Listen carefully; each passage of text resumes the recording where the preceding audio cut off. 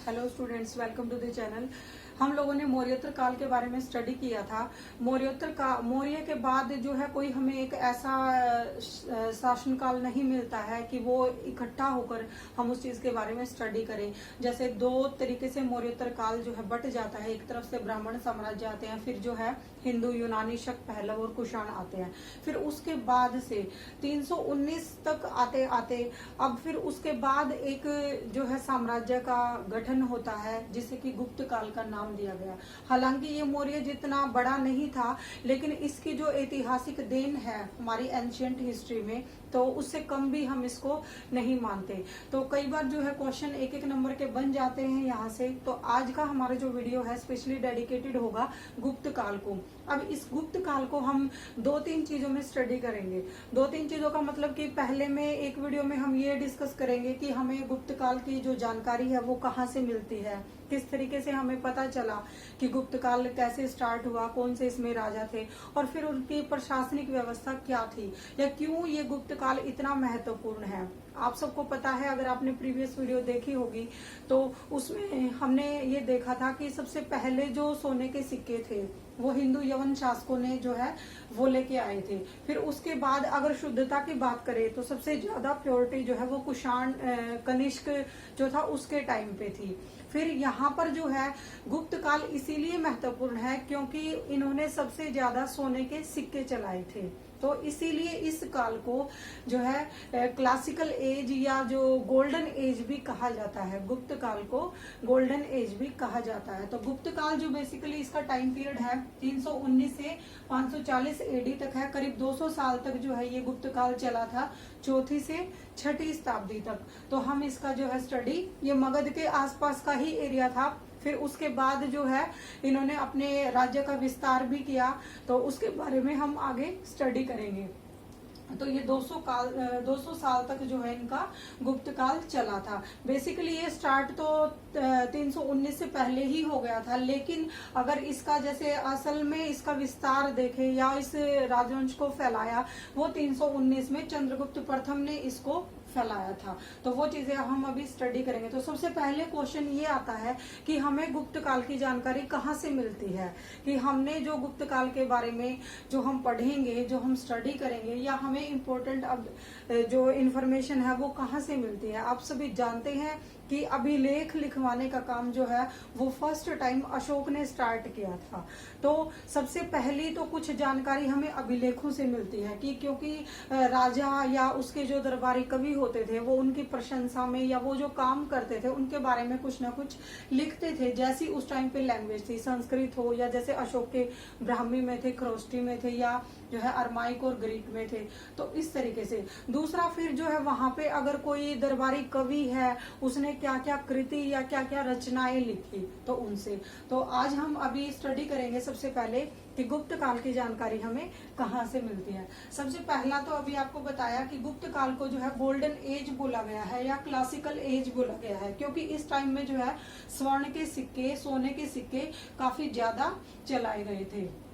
तो एक क्वेश्चन तो आपका यहीं से बन जाता है कि जो है कौन से काल में सोने के सिक्के या किन शासकों ने सबसे ज्यादा चलाए, तो वो गुप्त शासकों ने चलाए थे। तो उसके बाद जो है कि इनकी जो गुप्त काल है उसकी जानकारी हमें कहाँ से मिलती है, मतलब क्या क्या स्रोत है। सबसे पहला काफी इम्पोर्टेंट है प्रयाग प्रशस्ति लेख। प्रयाग प्रशस्ति लेख आप सबको पता है कि जो अशोक ने था कौशाम्बी में था, फिर इसको अकबर जो है वो प्रयाग में ले गया था। ये प्रयाग प्रशस्ति लेख समुद्रगुप्त के दरबारी कवि हरिसेन ने लिखा था, समुद्रगुप्त की प्रशंसा में, क्योंकि उसने जो है बहुत सारे युद्ध लड़े थे और उनमें विजय भी हासिल की थी। तो हमें इस प्रयाग प्रशस्ति लेख से गुप्त काल की जानकारी मिलती है, वहां के राजाओं की या बेसिकली जो है समुद्रगुप्त की जानकारी मिलती है प्रयाग प्रशस्ति लेख से। दूसरा एक है एरन अभिलेख। एरन अभिलेख से जो है हमें समुद्रगुप्त की भी जानकारी मिलती है कि उसने एक टाइटल लिया था, उसके बारे में बताया गया है। फिर इसी अभिलेख में जो है एक भानुगुप्त का भी है, ये 510 एडी में उसने सती प्रथा का पहली बार, अगर एंशियंट हिस्ट्री में पहली बार सती प्रथा का जिक्र मिलता है तो वो एरन अभिलेख में मिलता है, भानुगुप्त का एरन अभिलेख। तो इस तरीके से आप क्वेश्चन को ध्यान रखें। रखेंगे कि अगर एंशियंट हिस्ट्री में पहली बार सती प्रथा का अगर कहीं उल्लेख मिलता है तो वो एरन अभिलेख में मिलता है। फिर उसके बाद ताम्र पत्र या कॉपर प्लेट मिली है, वहां पर जो है नालंदा में, जैसे उससे भी हमें गुप्त काल की जानकारी मिलती है। या और भी वो जैसे ये है स्कंद गुप्त का, भटियारी का, जूनागढ़ के अभिलेख हैं, इनसे भी हमें गुप्त काल की जानकारी मिलती है। फिर उसके बाद आता है साहित्य। साहित्य चंद्रगुप्त जो द्वितीय था या विक्रमादित्य था, उसके टाइम में काफी ऐसे विद्वान थे जैसे कालिदास, वराहमिहिर, धन्वंतरी, तो उन सब की जो जो रचनाएं थी या जो जो उनके काम थे, उनसे भी हमें गुप्त काल के बारे में पता चलता है। कालिदास की कुछ रचनाएं हैं जिसको आप ध्यान रखेंगे, जो कि गुप्त काल में ही लिखी गई थी। तो जैसे ये फर्स्ट जो है अभिज्ञान शाकुंतलम, ये कई बार क्वेश्चन में पूछा जाता है। अभिज्ञान शाकुंतलम, मेघदूतम, ऋतुसंहार, मालविका अग्निमित्र, जो कि पुष्यमित्र के उत्तराधिकारी अग्निमित्र और मालविका के संबंध में था, हमने पढ़ा था ब्राह्मण साम्राज्य में, तो वो उसका फर्स्ट ड्रामा था। तो और ये मेघदूतम, यक्ष और मेघ का जो है संवाद, रघुवंशम, या तो ये जो है आप कालिदास की जो रचनाएं हैं, इनसे भी हमें गुप्त काल की जानकारी मिलती है। ये चीज आप ध्यान रखेंगे कि क्वेश्चन में पूछा जाता है अभिज्ञान शाकुंतलम के रचयिता कौन है, मेघदूतम, कुमार संभव, या ऋतु परिवर्तन, ऋतु संहार, जो ये है कि ऋतु कैसे बदलती है, कालिदास की जो रचनाएं हैं वो गुप्त काल में थी। गुप्त काल में ही कई सारे पुराण भी लिखे गए, मत्स्य पुराण, वायु पुराण या पारसर संहिता, तो इस तरीके से मनुस्मृति, इन सब चीजों का, ये सब चीजों से भी हमें गुप्त काल की काफी जानकारी मिल जाती है। विशाख दत्ती जो है, देवी चंद्रगुप्तम, तो इन सब चीजों से हमें गुप्त काल की जानकारी मिलती है। उसके बाद सिक्के, कि सिक्के चलाए थे, हम सबको पता है, अभी हमने स्टडी भी किया कि जो स्वर्ण के सिक्के हैं वो सबसे ज्यादा गुप्त शासकों ने चलाए थे। अब हर स्टेज पे, गुप्त काल में हर स्टेज पे राजा अलग अलग तरीके से स्वर्ण सिक्के चलाता है। जैसे कोई पति पत्नी टाइप, कोई फिर जैसे अगर समुद्रगुप्त के देखे सिक्के तो वीणा बजाते हुए, या जैसे शेर को मारते हुए, तो अलग अलग तरह के स्वर्ण सिक्के चलाए गए। तो उनसे हमें पता चलता है कि ये गुप्त काल के ही थे या उस समय में गुप्त काल था।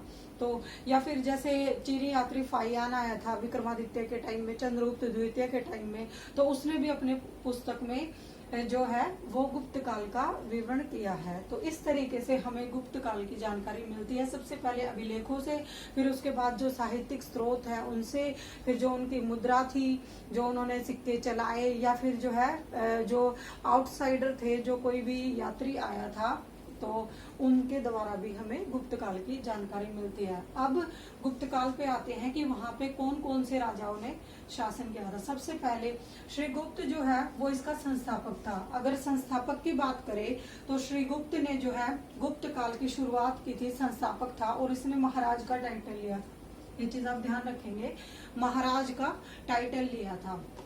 उसके बाद घटोत्कच आता है, तो इनके बारे में आपको कुछ नहीं करना। अगर आपसे सिर्फ जो है गुप्त वंश का, गुप्त शासन का संस्थापक पूछे तो श्रीगुप्त था। उसके बाद थर्ड पे आता है चंद्रगुप्त प्रथम। चंद्रगुप्त प्रथम जो है इसको वास्तविक संस्थापक बोला गया है। अब क्वेश्चन को ध्यान से देखना है कि अगर आपको सिंपल संस्थापक पूछे तो श्रीगुप्त था, और अगर वास्तविक संस्थापक पूछा जाए तो चंद्रगुप्त प्रथम था, क्योंकि इसी ने राज्य को आगे बढ़ाने का काम किया था। तो इसीलिए हम गुप्त काल को 319 से 540 तक स्टडी करते हैं, 200 साल का जो ये शासन था। तो 319 में जब इसका चंद्रगुप्त प्रथम का इसको शासन मिलता है, ये राजा बनता है, तो ये महाराजा धीराज का टाइटल लेता है। ऊपर वाला जो थे ये दोनों, घटोत्कच और श्रीगुप्त, को महाराज का टाइटल लेते हैं। ये महाराजा धीराज का टाइटल लेता है, और जब इसको राज्य मिलता है तभी ये गुप्त संवत चलाता है। यहाँ से ये चीज ध्यान रखेंगे कि जब चंद्रगुप्त प्रथम को राजा बनाया जाता है या वो राजा बनता है तो वो गुप्त संवत चलाता है 319 एडी में। एक हमने 57 में बीसी में जो है विक्रमी संवत भी स्टडी किया था, और 78 में पहली शताब्दी में हमने शक संवत भी स्टार्ट किया था 78 में।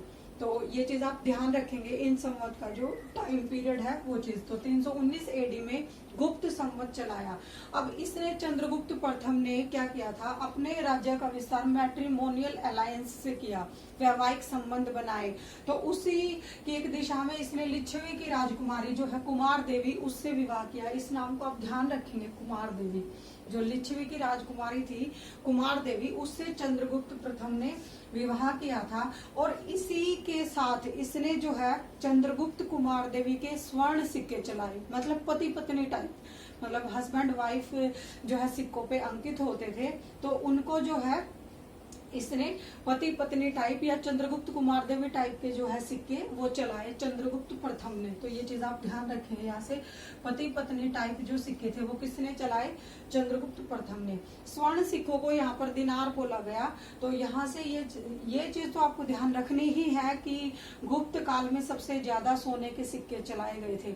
अब इसमें से 2-3 चीजें ऐसी हैं कि जो इनके सिक्के हैं वो अलग अलग हैं, तो ये चीज आपको ध्यान रखनी है कि किसने कौन से सिक्के चलाए थे। तो ये चंद्रगुप्त प्रथम जो था, इसने पति पत्नी वाले, मतलब जिसपे चंद्रगुप्त और कुमार देवी की जो पिक्चर थी वो सिक्के चले। उसके बाद आता है समुद्रगुप्त, जो 4th नंबर पे आता है समुद्रगुप्त। तो काफी इंपॉर्टेंट है, काफी क्वेश्चन बन जाएंगे यहाँ से 1-1 नंबर के। तो इसका जो टाइम पीरियड है वो 335 से 380 या 375 तक एडी ऐसा माना गया है। तो यहाँ पर जो है इसका दरबारी कवि होता है हरिसेन, वो इसकी प्रशंसा में प्रयाग प्रशस्ति लेख लिखता है, जो कि हमने ऊपर भी स्टडी किया था। इलाहाबाद का जो प्रयाग प्रशस्ति लेख है उसमें हरिसेन जो है समुद्रगुप्त की प्रशंसा करता है, समुद्रगुप्त की विजयों का वर्णन करता है। इसने जो है उत्तरी भारत और दक्षिणी भारत के भी बहुत से राजाओं को पराजित किया था। करीब जो है 17-18 राजा इसने जो है युद्ध लड़े थे। इसीलिए इसको वीए स्मिथ ने भारत का नेपोलियन भी कहा है। यहाँ से ये क्वेश्चन ध्यान रखेंगे। सबसे पहला तो हरिसेन ने प्रयाग प्रशस्ति लेख लिखा है समुद्रगुप्त की प्रशंसा में। उसमें जो है करीब 33 लाइनें हैं। तो उसमें जो है कुछ लाइनों में ये कहा गया है 17वीं 18वीं में कि समुद्रगुप्त के शरीर पर इतने घाव थे कि उन घावों से ही अंदाजा लग जाता है कि उसने कितनी विजय या कितने युद्ध लड़े होंगे। तो और फिर उसको जो है विष्णु का अवतार भी कहा गया है। तो इस तरीके से हरिसेन ने समुद्रगुप्त की प्रशंसा की है और इन्हीं विजयों के क्रम में ही इसको जो है भारत का नेपोलियन कहा है वीए स्मिथ ने। ये क्वेश्चन आप ध्यान रखेंगे। तो इसका जो है एरिया अगर देखा जाए तो अफगानिस्तान, पाकिस्तान, यानी कि जहाँ से जो है शक रूलर, ये कनिष्क वाला एरिया जो था वो सारा, और जो है साउथ में भी महाराष्ट्र में जो वाकटक थे उन पर भी इसका जो है विजय अभियान इसने चलाया था। अब इसी प्रयाग प्रशस्ति लेख में ये भी बताया है कि इसने जो है जावा, सुमात्रा और श्रीलंका पर भी विजय हासिल की थी। और अगर वहां तक इसकी विजय अभियान था तो इसका मतलब इनके पास नेवी भी होगी, स्ट्रॉन्ग नेवी होगी, तभी इसकी विजय हुई होगी। तो ये सब चीजें जो है प्रयाग प्रशस्ति लेख में बताई गई है। और उसी में फिर ये चीज भी बताई गई है कि जब इसकी जावा, सुमात्रा और श्रीलंका पर विजय होती है तो श्रीलंका का एक राजा मेघवर्ण इसके दरबार में जो है दूत भेजता है समुद्रगुप्त के दरबार में कि वो बोध गया में जो है मोनेस्ट्री बनाना चाहते हैं बुद्धिस्ट के लिए। तो ये चीज आप ध्यान रखेंगे कि श्रीलंका के शासक जो है मेघवर्ण ने दूत भेजा कि गया में जो है वो मोनेस्ट्री बना सके। तो ये चीज आप ध्यान रखेंगे। अब इसने जो है ये समुद्रगुप्त जो था मतलब वीणा बजाने का, वीणा से इसको प्रेम था, तो वीणा प्रेमी था ये। तो इसने जो है कविराज की उपाधि ली, कविराज की उपाधि ली। और ये उपाधि बताई गई है प्रयाग प्रशस्ति लेख में। प्रयाग प्रशस्ति लेख में इसने जो है कविराज की उपाधि ली। नालंदा की जो कॉपर प्लेट मिली है वहां इसे परम भागवत कहा गया है, परम भागवत। ये दोनों चीजें आप ध्यान रखेंगे कि पहले और दूसरे ने ली थी महाराज की उपाधि, चंद्रगुप्त प्रथम ने ली थी महाराजा धीराज की, और ये था कविराज या फिर परम भागवत। परम भागवत और कविराज। वीणा प्रेमी था, वीणा प्रेमी अभी आपको बताया। तो इसने जो है, अब इसके सिक्के ध्यान से सुनेंगे। पहला जो थे चंद्रगुप्त प्रथम के, वो पति पत्नी टाइप सिक्के थे। इसने जो स्वर्ण सिक्के है वो वीणा बजाते हुए। तो यहाँ से ये क्वेश्चन काफी इम्पोर्टेंट है कि इसको जो है वीणा से प्रेम था, इसीलिए ये कविराज की इसको जो है संज्ञा दी गई, कविराज की उपाधि दी गई। और वीणा बजाते हुए सिक्कों पर इसको दिखाया गया है। फिर गरुड़ के सिक्के, इसने जो है अश्वमेध यज्ञ भी, जैसे मतलब घोड़े, अश्वमेध यज्ञ के सिक्के, या शेर को मारते हुए टाइगर किलिंग टाइप, और जो है ये धनुष उठाए हुए। तो इस तरीके से इसने जो है सिक्के चलाए, स्वर्ण सिक्के। तो सबसे जो इम्पोर्टेंट है वो ये वीणा बजाते हुए है, क्योंकि जो है इसको वीणा प्रेमी था, इसीलिए कविराज कहा गया। तो ये स्वर्ण सिक्के आप ध्यान रखेंगे कि शेर को मारते हुए, गरुड़ टाइप, या धनुष लिए हुए, अश्वमेध यज्ञ करते हुए, वीणा बजाते हुए। तो इस तरीके से आप लोग ये ध्यान रखेंगे। तो उसको जो है फिर ये अभी आपको बताया कि श्रीलंका के शासक जो है मेघवर्ण ने इसके पास दूत भेजा था कि वो गया में जो है मोनेस्ट्री बना ले बुद्धिस्ट के लिए। तो उसके बाद ये एक इम्पोर्टेंट चीज है, ये ध्यान रखेंगे कि इसको जैसे लिच्छवी दोहित्र कहा गया। लिच्छवी दोहित्र मतलब जैसे इसकी माँ जो थी, ये माता कुमार देवी, ये लिच्छवियों की राजकुमारी थी। तो इसको लिच्छवी दोहित्र कहा गया। और इसको इस चीज में जो है खुशी मिलती थी कि इसको लिच्छवियों का दोहित्र कहा जाए। तो ये चीज जो है आप इम्पोर्टेंट इसके बारे में जो है समुद्रगुप्त के बारे में ध्यान रखेंगे। अगर क्वेश्चन में आपसे पूछा जाए कि लिच्छवी दोहित्र किसको कहा गया था, तो वो समुद्रगुप्त था। तो समुद्रगुप्त के केस में जो है काफी सारे क्वेश्चन बन जाते हैं। भारत का नेपोलियन किसे कहा गया, प्रयाग प्रशस्ति लेख किसने लिखा, हरिसेन ने लिखा समुद्रगुप्त की प्रशंसा में। उसके विजय अभियानों की का जो है जिक्र किया गया है, या उसकी पर्सनैलिटी के बारे में बताया गया है। उसको विष्णु का अवतार कहा गया है। तो ये चीजें आप, उसको लिच्छवी दोहित्र भी कहा गया है। फिर उसके बाद ये जो है सर्वराज ओछेता सिक्कों पर दिखाया गया है। अब ये सर्वराज ओछेता जो है केवल गुप्त रूलर के लिए ही यूज किया गया है। जैसे विक्रमादित्य जो है वो एक टाइटल है, वो बहुत सारे, जैसे 58 में भी जो है उज्जैन के राजा ने भी विक्रमादित्य की उपाधि ली थी, या जैसे महाराजा या महाराजा धीराज ये इन्होंने ली, या पहले भी जो है शासकों ने ली थी। लेकिन एक जो है फिर महापद्मनंद हम लोगों ने स्टडी किया था, वो सर्वशत्रांतक था। तो यहाँ पर ये जो सर्वराज ओछेता जो है सिक्कों पर जो दिखाया गया है वो सिर्फ गुप्त रूलर के लिए है। और ये जो है इसको जो है एरन अभिलेख में भी बताया गया है कि सर्वराज ओछेता जो है वो बेसिकली समुद्रगुप्त को ही कहा गया है कि सर्वराज ओछेता, क्योंकि विजय अभियानों के क्रम में अगर हम देखें तो समुद्रगुप्त का नाम ही सबसे आगे है।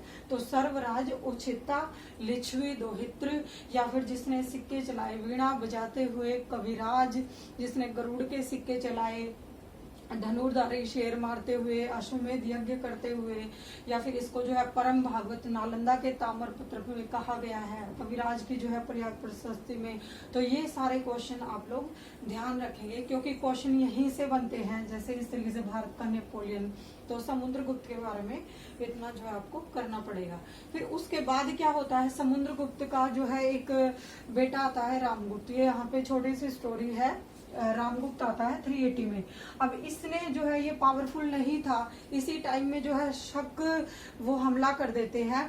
तो ये जो क्या करता है, रामगुप्त अपनी क्वीन को सरेंडर कर देता है शकों के सामने। तो और इसने सिर्फ एक इम्पोर्टेंट काम ये किया था कि कॉपर के कॉइन चलाए थे, कॉपर के कॉइन चलाए थे।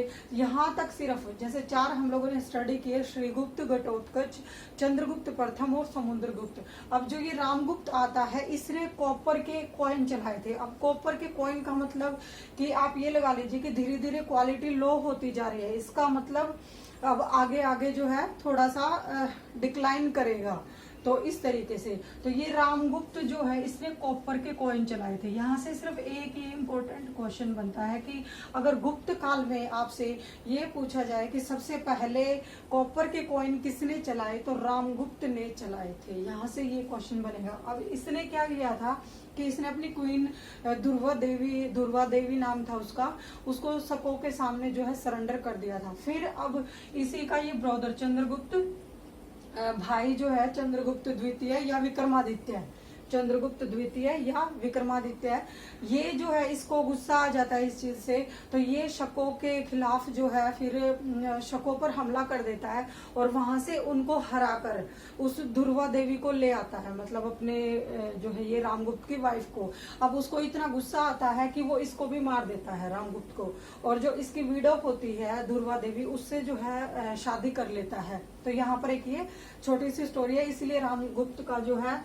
बीच में इतना नहीं था। सिर्फ एक यही क्वेश्चन बनता है कि सबसे पहले कॉपर के कॉइन जो है वो रामगुप्त ने चलाए थे। तो फिर ये जो है चंद्रगुप्त द्वितीय उस जो दुर्वा देवी है उससे शादी कर लेता है। तो फिर इसके बाद पीरियड आता है 380 में ये सब हो जाता है।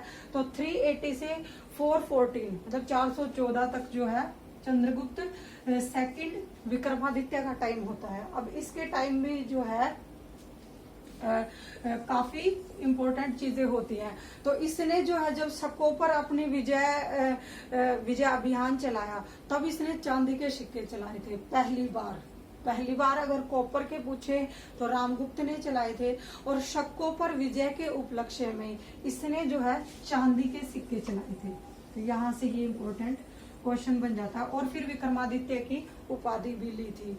विक्रमादित्य की उपाधि इसने शकों पर विजय के उपलक्ष्य में विक्रमादित्य की उपाधि ली और चांदी के सिक्के चलाए। तो यहाँ से क्वेश्चन ये बनेगा इस तरीके से कि सबसे पहले चांदी के सिक्के गुप्त काल में किसने चलाए थे? चंद्रगुप्त द्वितीय विक्रमादित्य ने, चंद्रगुप्त द्वितीय विक्रमादित्य ने। और किसकी विजय में? शकों पर विजय के उपलक्ष्य में। तो ये चीज जो है ध्यान रखेंगे। और फिर इसने भी जैसे जो फर्स्ट चंद्रगुप्त था उसी की तरह वैवाहिक संबंधों से अपने राज्य का विस्तार किया। जैसे फिर इसने नागर डायनेस्टी में शादी की कुबेर नागा से, और जो वाक्टका में थे जैसे यहाँ पर समुद्रगुप्त ने तो उन पर विजय हासिल की थी, इसने वाक्टका में अपनी पुत्री है उसकी शादी की थी रुद्रसेन द्वितीय से वाक्टका डायनेस्टी में। तो इस तरीके से इसने मैट्रिमोनियल अलायंस से अपने राज्य का विस्तार किया। इसका जो सबसे जो इसके बारे में बताता है वो मेहरौली का लौह स्तंभ है। ये जो है ये चीज ध्यान रखेंगे कि मेहरौली का लौह स्तंभ जो है वो चंद्रगुप्त द्वितीय के टाइम से बिलोंग करता है या चंद्रगुप्त द्वितीय के बारे में बताता है। इस पर अभी तक जंग नहीं लगा है। और उसमें जो है मेहरौली का जो लौह स्तंभ है जो कुतुल इस्लाम मस्जिद में है, इसमें जो है चंद्र बोला गया है। तो चंद्र से एक आइडिया लगता है कि ये इसी के बारे में बताता है, चंद्रगुप्त द्वितीय विक्रमादित्य के बारे में। तो यहाँ से जो है अब क्वेश्चन में ये पूछा जाएगा कि मेहरौली का लौह स्तंभ जो है वो किस गुप्त काल से गुप्त शासक से बिलोंग करता है? तो चंद्रगुप्त द्वितीय विक्रमादित्य के। इसी के टाइम में जो है फायान आता है 399 में 15-16 साल जो है वो यहाँ पे रहता है। तो फिर अपनी पुस्तक में जो है गुप्त काल का जिक्र करता है। ये चीज आप ध्यान रखेंगे। उसके बाद इसके दरबार में जो है 9 रत्न थे, जैसे अकबर के नवरत्न थे, हम लोगों ने अब आगे स्टडी करेंगे। तो यहाँ पे नवरत्न और 9 रत्न दोनों चीजों में अलग अलग है। तो यहाँ पे 9 रत्न थे। तो यहाँ से क्वेश्चन ये बनता है कि अगर आपसे 9 रत्न के बारे में पूछा जाए तो वो चंद्रगुप्त द्वितीय विक्रमादित्य के दरबार में थे, जिसमें से कालिदास, धनवंतरी, कालिदास की रचनाएं, धनवंतरी जो है वरामिहिर जिससे कि व्रत संहिता लिखी, लघु और व्रत जातक, ये इन सब चीजों का जो है लिखा। तो यहाँ से ये चीजें चंद्रगुप्त द्वितीय विक्रमादित्य के बारे में आप ये ध्यान रखेंगे। उसके बाद जो फिर आता है कुमारगुप्त जो है फिर इसके बाद जो है ये 415 से 455 तक जो है 415 से 455 तक जो है कुमारगुप्त का शासन होता है। इसके टाइम में एक इम्पोर्टेंट चीज ये होती है कि ये नालंदा विश्वविद्यालय जो है उस टाइम पे ये फाउंड करता है। तो यहाँ से ये क्वेश्चन जो है इम्पोर्टेंट है कि नालंदा विश्वविद्यालय की स्थापना कब हुई, तो गुप्त काल में हुई थी। किसने की? कुमारगुप्त ने की थी। अब इसी के टाइम में क्या होता है कि हूण आते हैं। हूण बेसिकली क्या थे कि उनके पास जैसे हॉर्स और गाय थी बहुत सारी, लेकिन उनको खेती बाड़ी के बारे में कुछ नहीं पता था। ये भी अफगानिस्तान के रास्ते से इंडिया में आते हैं। तो जब स्टार्टिंग में ये इस तरफ आते हैं गुप्त शासकों की तरफ, तो ये कुमारगुप्त अपने पुत्र स्कंदगुप्त को भेज देता है, और स्कंदगुप्त जब जाता है तो वो हूणों को पराजित कर देता है। तो यहाँ पर से जो क्वेश्चन बनेगा कि हूणों का आक्रमण, वैसे तो आक्रमण जो है 458 में होने लगता है। तो 458 में जो है ये स्कंदगुप्त इनको पराजित कर देता है, लेकिन फिर बाद में 530 से 550 तक उसमें भी जो है 2 राजा आते हैं, मिहिरकुल और तोरमन्ना और मिहिरकुल। वो काफी इम्पोर्टेंट थे, मतलब उन्होंने काफी टाइम तक 20-30 सालों तक जो है अपने राज्य का विस्तार किया था। तो यहाँ पर जो है हूणों को पराजित किया था स्कंदगुप्त ने। कुमारगुप्त जो है उसी के टाइम में हूणों का छोटा सा एक आक्रमण होता है और उसको फिर ये स्कंदगुप्त पराजित करता है। स्कंदगुप्त जो है इसके बारे में सिर्फ यही एक चीज है कि जो है इसने हूणों को पराजित किया था, और इसका जो अभिलेख है वो जूनागढ़ का अभिलेख है। और एक जो है अब हूणों को पराजित करने की, हूणों को हराने की बात कहाँ से पता चलती है? बटियारी ये जो है गाजीपुर में, यूपी में है, गाजीपुर में, वहां के अभिलेख से 458 में जो है हूणों का आक्रमण होता है और उसको स्कंदगुप्त जो है उनको हरा देता है। तो ये हूणों के आक्रमण से संबंधित है बटियारी अभिलेख, जो कि गाजीपुर यूपी में है। तो इस तरीके से फिर उसके बाद जो है भानुगुप्त आता है। भानुगुप्त के बारे में एक ये चीज है कि इसके स्कंदगुप्त के बाद जो है भानुगुप्त आता है। तो भानुगुप्त का भी जो है हूणों से इसकी लड़ाई होती है। तो 510 में ये जो है एरन अभिलेख में बताता है कि इसका एक मंत्री होता है और वो मर जाता है, तो उसकी जो विडो होती है वो सती हो जाती है। तो भानुगुप्त का जो एरन का अभिलेख है इसमें सबसे पहले सती प्रथा का जिक्र मिलता है। तो ये इसलिए जो है इम्पोर्टेंट हो गया। तो इस तरीके से जो है आपका ये जो है गुप्त काल के जो इम्पोर्टेंट राजा थे या उनसे रिलेटेड जो जो क्वेश्चन बन सकते हैं वो हम लोगों ने अभी डिस्कस किए। एक बार इसको फिर से रिवाइज करते हैं तो चीजें क्लियर हो जाएगी। सबसे पहले तो ये चीज है कि हमें गुप्त काल की जानकारी कहाँ से मिलती है। तो प्रयाग प्रशस्ति लेख से हो गई, एरन अभिलेख हो गई, नालंदा का ताम्रपत्र हो गया। एरन अभिलेख से जैसे समुद्रगुप्त का पता चलता है कि उसे सर्वराज ओछेता कहा गया है, सर्वराज ओछेता। और भानुगुप्त का जो है 510 में जो है एडी में एक सती प्रथा की जानकारी मिलती है इस एरन अभिलेख से। साहित्य जो है कालिदास की रचनाएं हैं, अभिज्ञान शाकुंतलम, मेघदूतम, ऋतुसंहार, कुमार संभव। तो इनसे हमें विशाख दत्त का देवी चंद्रगुप्तम या सिक्के हैं, इनसे हमें गुप्त काल की जानकारी मिलती है। उसके बाद फिर श्रीगुप्त इसका संस्थापक था। घटोत्कच और श्रीगुप्त ने महाराज की उपाधि ग्रहण की। चंद्रगुप्त प्रथम जो है वास्तविक संस्थापक था, इसने महाराजाधिराज की उपाधि ग्रहण की और लिच्छवी की राजकुमारी कुमार देवी से विवाह किया और फिर पति पत्नी टाइप सिक्के वो चलाए। फिर उसके बाद आता है समुद्रगुप्त। समुद्रगुप्त जो है हरिसेन ने प्रयाग प्रशस्ति लेख लिखा है, समुद्रगुप्त के विजय अभियानों का क्रम बताया है, उसकी प्रशंसा की है, उसको विष्णु का अवतार भी कहा है, कविराज की संज्ञा भी दी है उसको। तो उसने जो है अफगानिस्तान, पाकिस्तान, महाराष्ट्र या दक्षिण में जो वाक्टका डायनेस्टी थी उनको भी पराजित किया। वीए स्मिथ ने भारत का नेपोलियन कहा है। समुद्र वीणा प्रेमी था, इसलिए इसने जो है वीणा बजाते हुए सिक्के, गरुड़ टाइप या अश्वमेध यज्ञ के टाइप, धनुर्धारी टाइप या टाइगर को, शेर को मारते हुए उस तरह के सिक्के इसने चलाए। लिच्छवियों का दोहित्र कहा गया इसे, या इसको इस चीज में प्रशंसा मिलती थी कि इसको जो है लिच्छवियों का दोहित्र कहे। तो इसका जावा, सुमात्रा, श्रीलंका तक इसके भी जय अभियान थे। और इसने जो है इसी के टाइम में श्रीलंका के शासक मेघवर्ण ने दूत भेजा था कि वो गया में जो है मोनेस्ट्री बनवाए।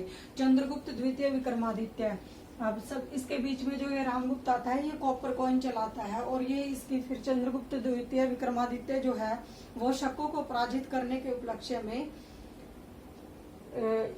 चांदी के सिक्के चलाता है और विक्रमादित्य की उपाधि ग्रहण करता है। फिर उसके बाद जो है ये नागा डायनेस्टी और जो है वाक्टकों में अपनी पुत्री का विवाह करता है। नागा डायनेस्टी में ये खुद शादी करता है।